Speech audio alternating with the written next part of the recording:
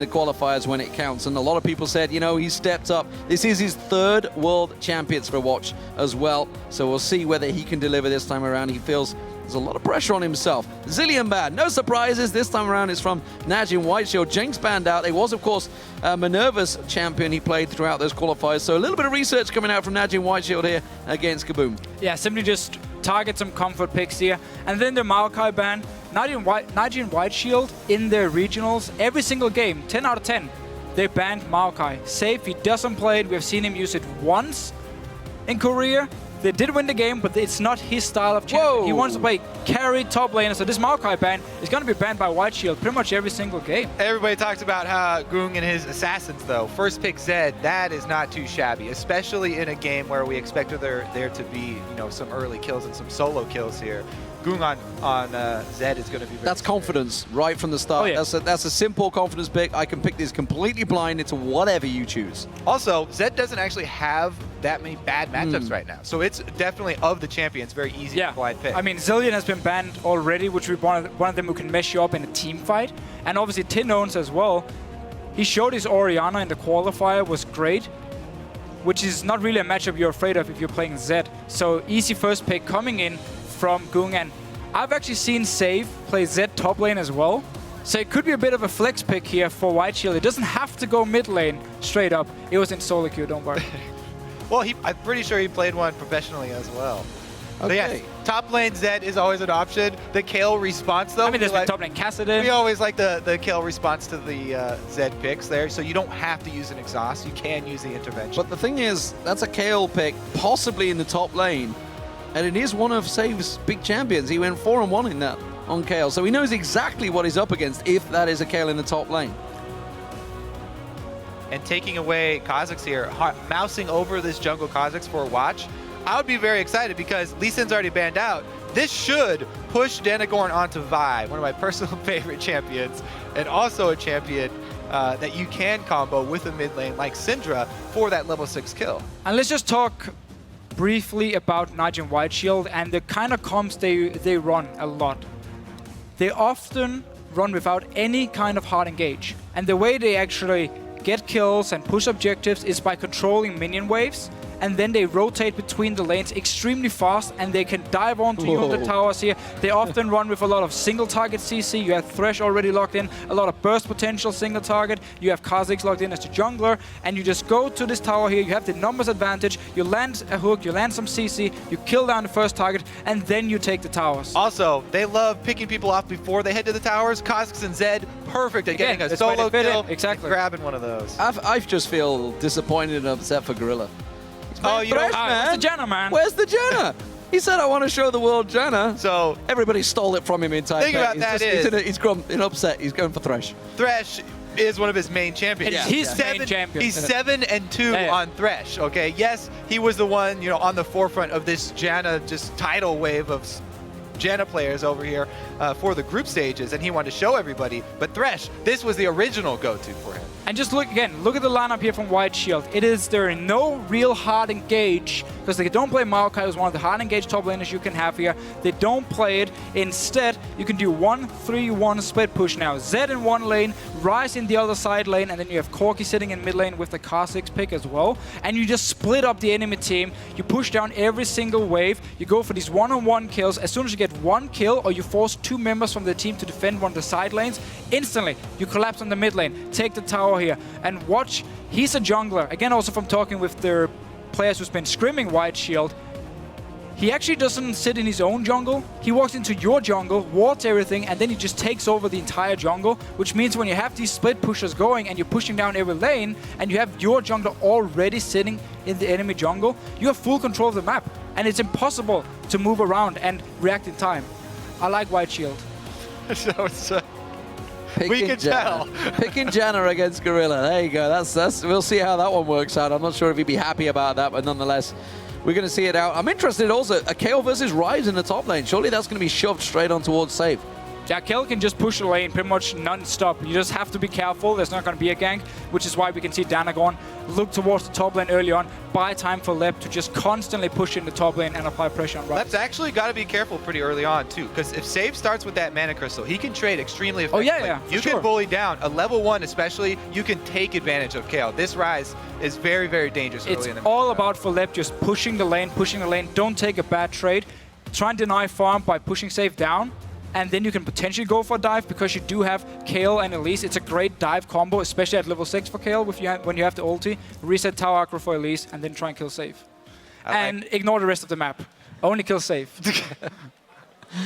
Well, so what do we think? What do we think overall? Obviously, NaJin White Shield coming into this one, gigantic favorites. No doubt about that one. Team comps coming in there. Do we see anything, maybe a saving light for the KaBuM guys? A lot of fans out there. Go KaBuM hashtag is a big deal. So they do have Janna on their team, but the thing is, NaJin White Shield, they like to jump in and jump out very quickly anyway. So Zed and Kha'Zix, if they can jump in, kill somebody really quickly, there might not even be time for Dans to actually save their target. So Lep, it's going to be on Kayle to have very quick timing with his Kayle ultis. Well, as we load into the game, head over to Twitter and tell us what you think. Of course, who will win this matchup? Tweet us hashtag NWS win or hashtag KBM win. Or go KaBuM, whichever you prefer, at LOL Esports, and we'll check out your votes in the game. Prefer KBM win, though. KBM win. Well, looking on the side of KaBuM here, they have a lot of options in the mid game because TinOwns, he can go DFG as his first item. You have the Lucian pick up as well, very strong in the mid game. Same goes for Corki on the side of Zefa, though. But still, there's some mid game options here for KaBuM to try and look for a snowball, to be honest. And the thing I really like about the comp here from KaBuM is this is actually kind of a NaJin Shield comp here. They've got 5 ranged champions. One of my favorite comps from NaJin White Shield was their 5 ranged composition where they dealt with hard engage by kiting backwards and single target switching, calling target switches very, very quickly. So this is actually, they're playing sort of the same style of game here, and it's going to come down to execution. And it gives a lot of wave clear on the side as well because you have the Kayle pick.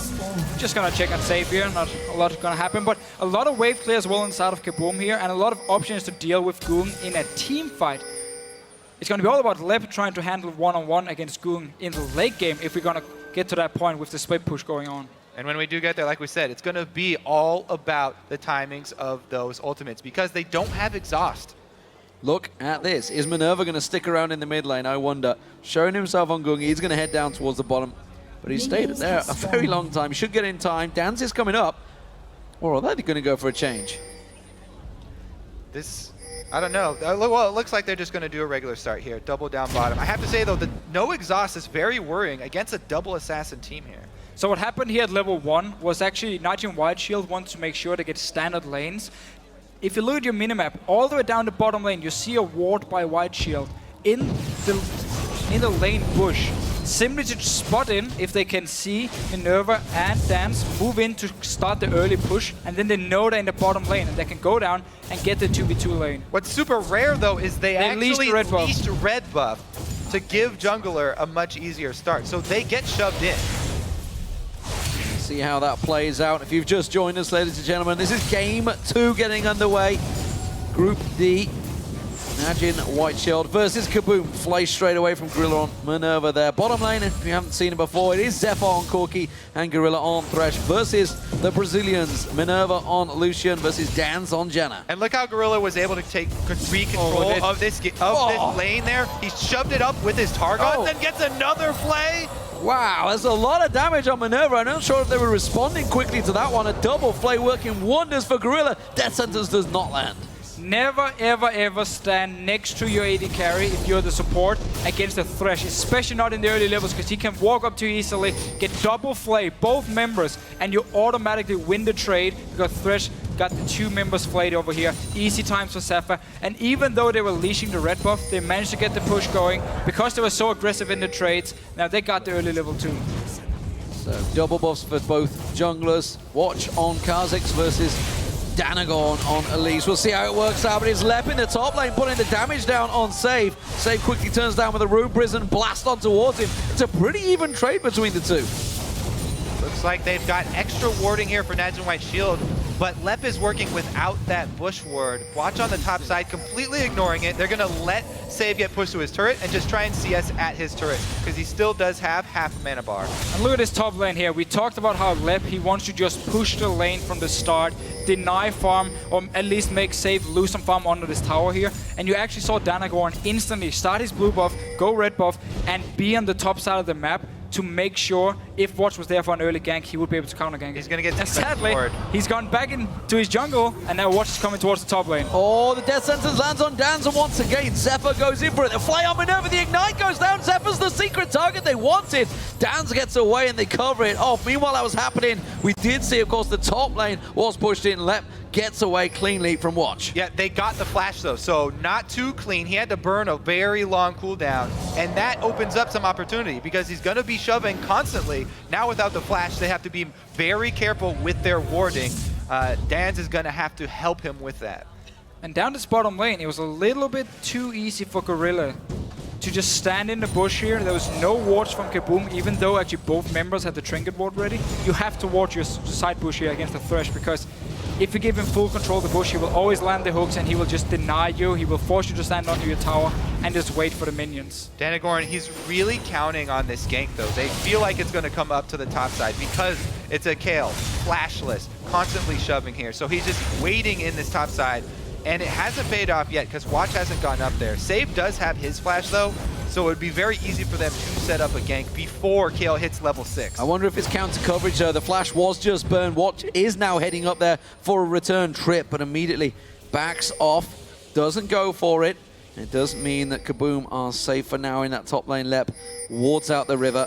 They will spot him out. And TinOwns also putting that ping down. He was spotted though. Yeah, there's that ward coverage. The whole team was going to have to help Lep with that defensive vision control, and they do finally secure this top side for him. However, it costs Danagorn so much time. Danagorn constantly camping up in this top side bush, whereas Watch would take a camp, come up for a small window of time, and then return to the jungle, take another camp. So the reason Watch actually didn't go for the gank itself was also because NaJin White Shield is calling the bluff here from KaBuM.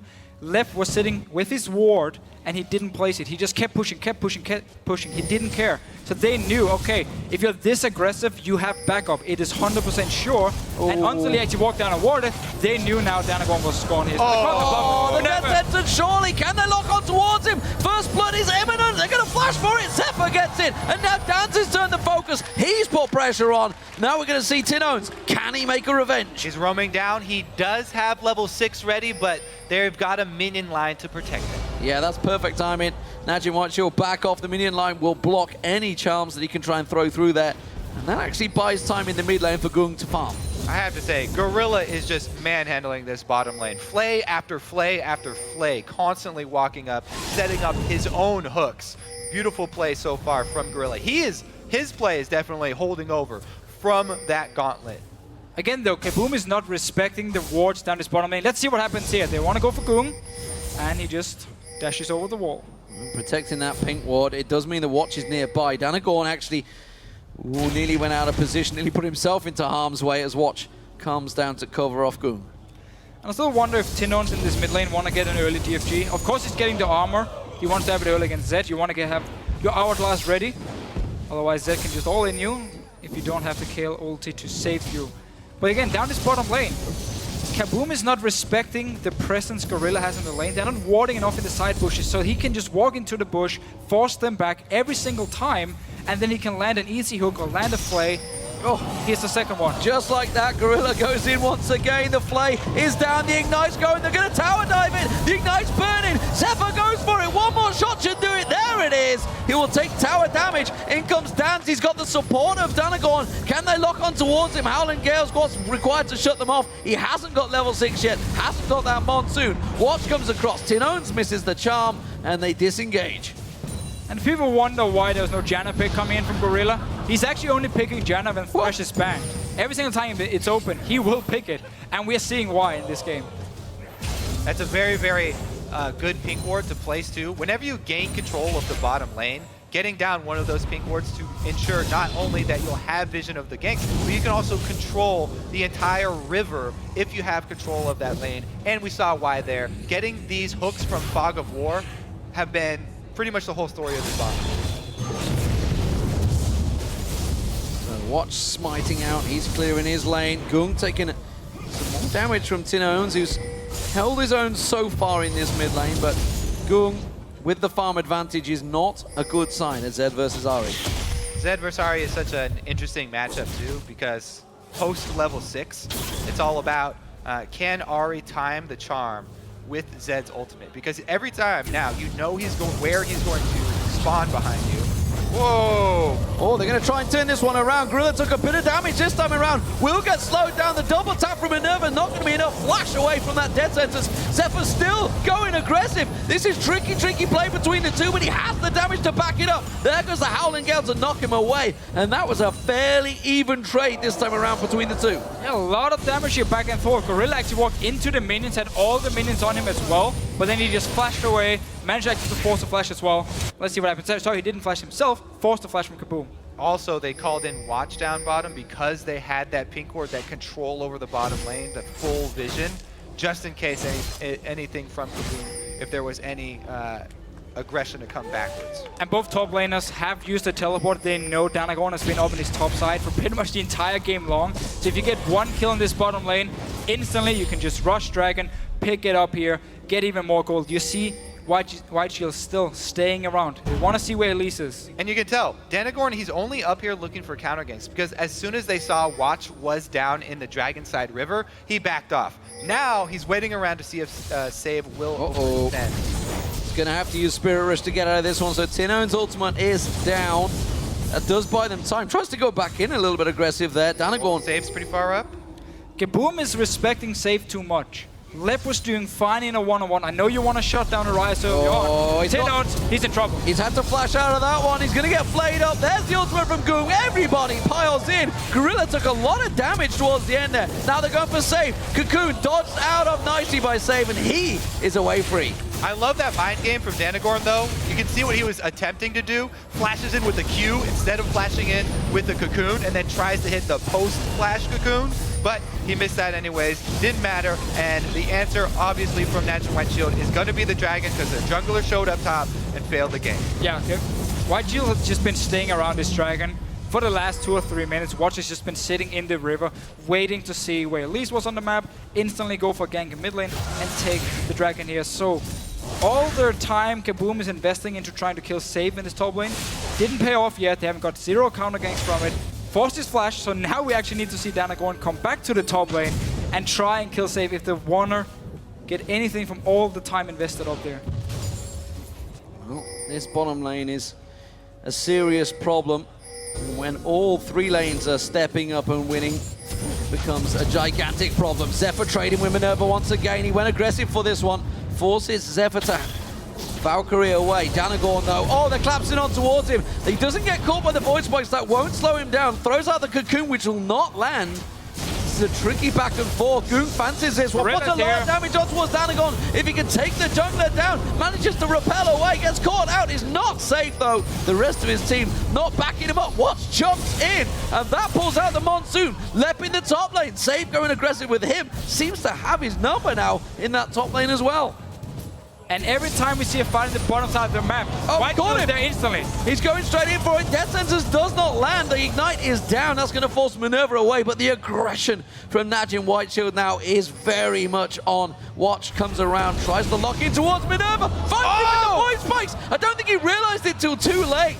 And doesn't follow up. Yeah, he doesn't have flash, so no.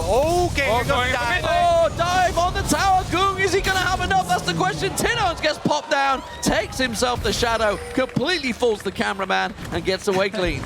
So much damage from Zed. If you don't manage to land the charm, as you pointed out earlier, he will be able to kill you doing his ulti here. Watch, taking over the enemy jungle now. Up in his top lane, Danagorn looking for another gang on to save. They're both going in towards him. Have they got enough this time around? It doesn't look like it. They're going to try and lock around. Watch will come around. They're going to clean out that blue buff. Save all. Oh, the Cocoon this time. That's will it be the first kill? It will. And KaBuM finally strike on NaJin White Shield. So they managed to get a kill in this top lane now. On to Save. They've been there so many times. Now they get the kill. Gorilla's already up in his top lane because the bottom lane, Zefa, he can handle himself.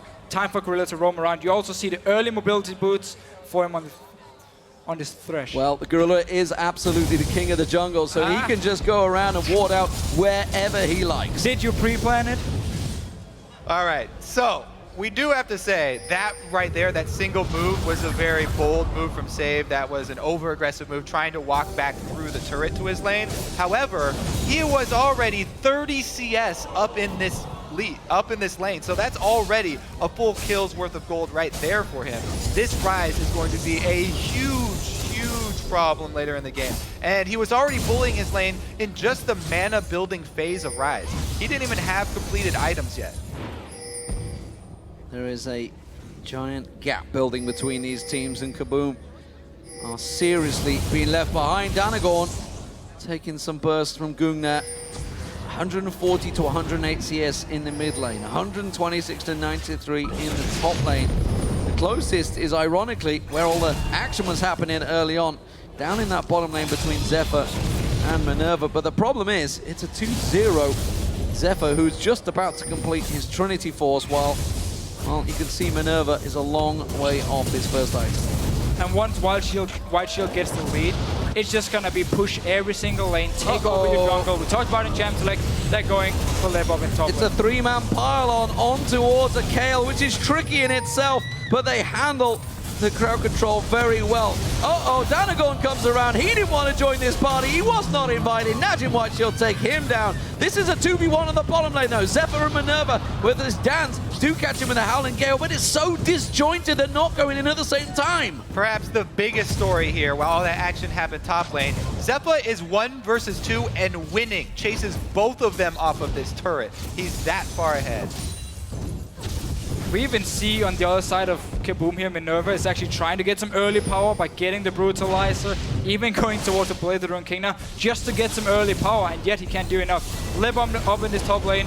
I mean, yes, he's Kayle, he has his ulti, but there's nobody else there to save him. And this is why you like to see bottom lanes. When your bottom lane gets so far ahead, have your support start roaming really early on.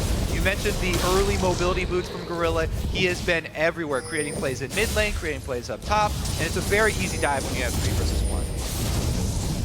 So NaJin White Shield turning on the power that they showed in their qualifying stages to reach this World Championships, proving exactly why they are the number 3 seed from the OGN champions. NaJin White Shield, can they close this game out? That's the question. That's the big question right now. 7,000 gold lead. They were coming into this game gigantic favorites, but can they close the game out quick enough?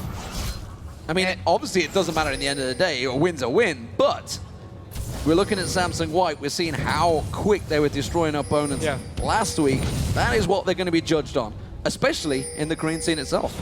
And KaBuM are putting up a very good fight here. They said that the one thing they wanted to do at Worlds was play Korean teams. When I interviewed TinOwns after they qualified, his first answer was, I'm just looking forward to playing any Korean team. He didn't even care which one it was. So he's very happy for KaBuM to be in this game and learning what they can from NaJin White Shield's play.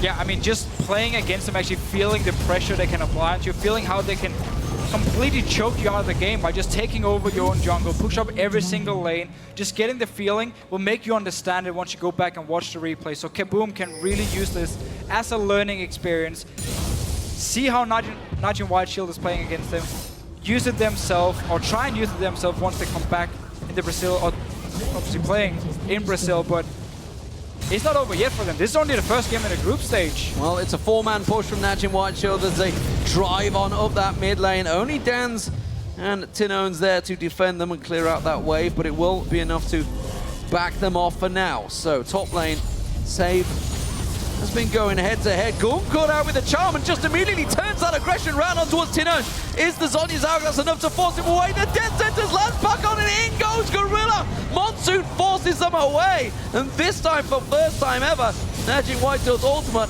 is off point.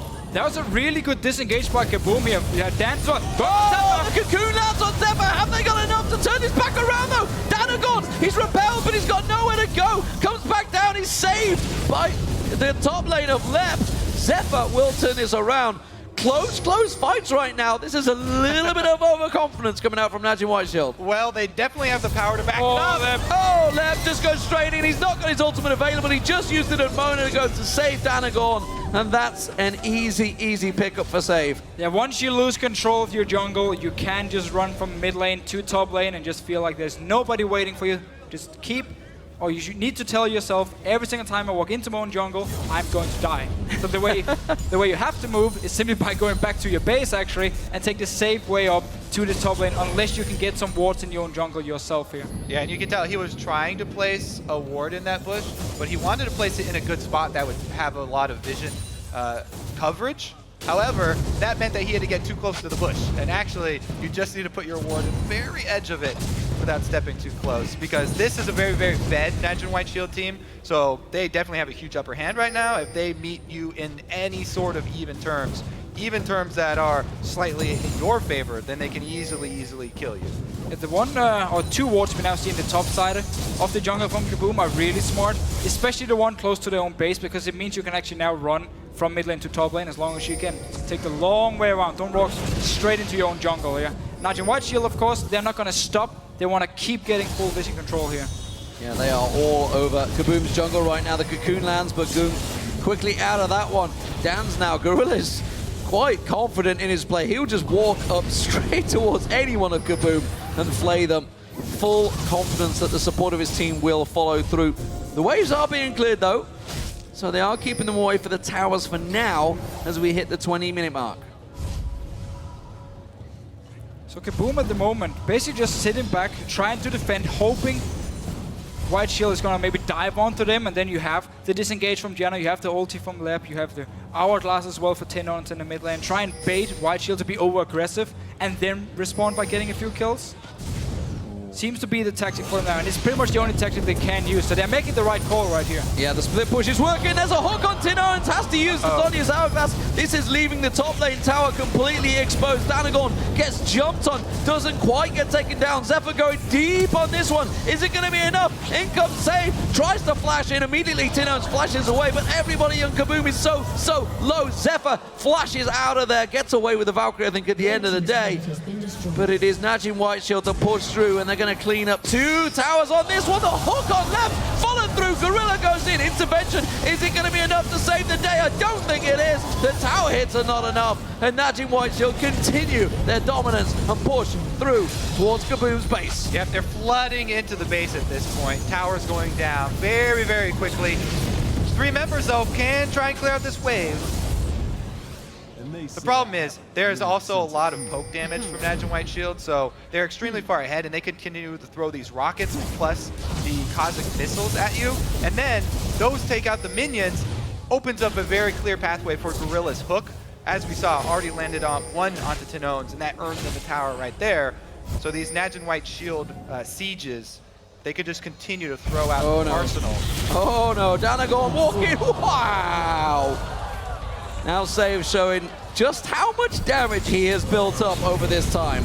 It's just the worst feeling in the game when you have no control of the map and you just know wherever you're going to go, there's a high chance you're going to die.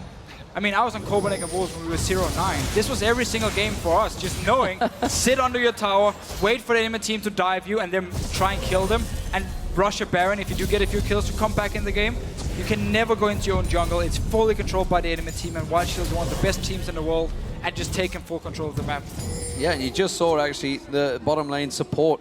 Dan's heading, he was all the way up the top lane, and you gotta wonder what he's doing that far out of the base when you are being pretty much sieged in every single lane. NaJin White Shield just driving down this bottom inner turret. Don't think there's much KaBuM can do to keep them at bay here. As soon as Gorilla gets involved, he comes around, causes a presence, takes all the tower hits, and now they go aggressive. Monsoon forcing Watch away as he leapt in on Dan's. And that does mean KaBuM once again are pressured in two lanes. They catch out Ggoong. They tried to go aggressive, but again, just not quick enough. TinOwns with the charm was quickly jumped out of with that shadow. And then as Des was talking about what can the other teams in the group, from watching this game, what can they learn? what we see from NaJin White Shield is once they get the lead, they take full control, ward of everything, control your jungle, and keep pushing every single lane. And KaBuM at the same time, once they fall behind, we see them keep trying to fight here, and it's going wrong. Intervention not available quick enough there. The rest of KaBuM courts out, in they go. Zefa diving deep on this one. TinOwns this time. The Zhonya's hourglass is only going to save him for so long. Watch is taken low though. He is alive, and NaJin White Shield, they take themselves the inhibitor turret. And the thing is, oh, that's still up for KaBuM here. They need to chase and try and get some kills. Oh, but they're going to get trapped up. They're fighting the minions instead. They have to keep them at bay. They could have potentially picked up a bunch of kills there. Instead, they still yet to get a single tower. Yeah, and the thing is, NaJin White Shield really aren't giving away very much this game. They've got Ggoong on Zed. Everybody was expecting that. Everybody knows he really likes his assassins. Gorilla's Thresh, no surprise there. Save on Ryze, very popular carry for him. So really, the reasons for the other teams in the group trying to say, what can we do to pick apart this? It's not that easy for them. It's just to see how they play once they have the lead. Because the jungle, their warding patterns are going to be the same. The way where do they place the wards in the jungle? Notice how White Shield didn't try and bait a Baron yet. It's been all about the lanes. Danagorn's just like, I didn't want to get near that guy. He's crazy.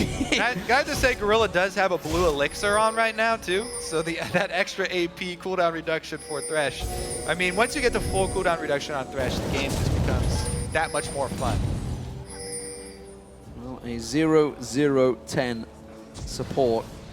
Not a bad thing for a Thresh player. Gorilla very much dominating this game everywhere he needs to be. Baron started off in the 25th minute, and there's not a great deal that KaBuM can do about this one. They dare not go into their jungle, yet alone venture all 5 members towards this Baron.